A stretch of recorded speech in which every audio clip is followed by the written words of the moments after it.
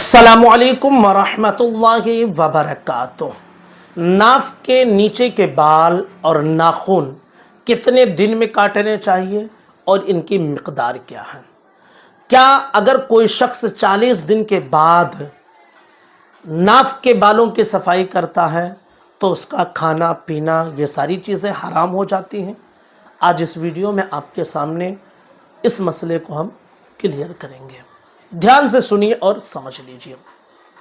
याद रख लीजिए कि नबी पाक सल्लल्लाहु अलैहि वसल्लम की सुन्नत मुबारका ये थी कि आप मुँह ज़ेर नाफ, बगल के बालों की सफाई और नाखून तराशना ये आप हफ्ते में कर लिया करते थे। तो सुन्नत करीमा यही है कि हफ्ते में इंसान को इन चीज़ों की सफाई कर लेनी चाहिए। अगर हफ्ते में ना हो पाए तो 15 दिन में आप सफाई कर लें। 15 दिन तक ताख़ीर करना ये मकरूह तंज़ीही है, यानी शरीयत को नापसंद है कि 15 दिन तक आप ताख़ीर करें। अलबत्ता वो शख्स गुनहगार नहीं होगा, यानी शरीयत को नापसंदीदगी है लेकिन गुनहगार नहीं होगा। ज़्यादा से ज़्यादा 40 दिन है। 40 दिन अगर क्रॉस होते हैं तो फिर ये मकरूह तहरीमी है, यानी वो शख्स गुनहगार भी होगा। लिहाजा अगर मजबूरी या किसी उज़्र की वजह से 40 दिन तक हो रहा है तो 40 दिन लास्ट है, उसके बाद ताख़ीर की गुंजाइश नहीं है। आपको वक्त निकाल कर इन चीज़ों को करना ही है।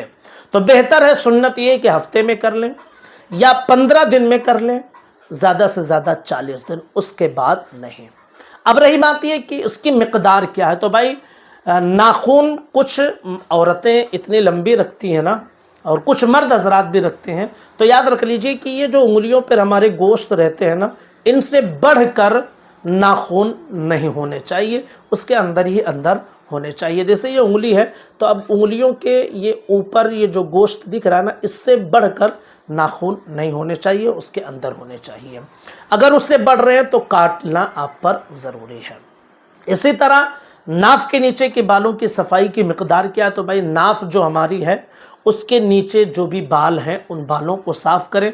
अलबत्ता पीछे का मकाम उसमें दाखिल नहीं है, रान हमारी उसमें दाखिल नहीं है। पीछे के मकाम की तरफ भी अगर बाल वगैरह हैं, आप सफाई करना चाहते हैं तो कर सकते हैं, लेकिन मुँह ज़ेर नाफ की सफाई में वो दाखिल नहीं है।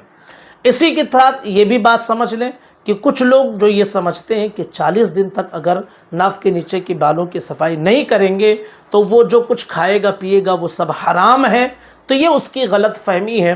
खाना पीना ये पाक व तय्यब और हलाल है, इसकी वजह से उसके अंदर हुर्मत दाखिल नहीं होगी।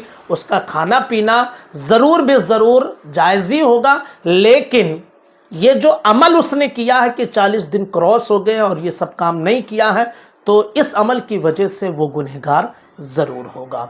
गुजारिश है वीडियो शेयर करें। अस्सलामु अलैकुम वरहमतुल्लाहि वबरकातुह।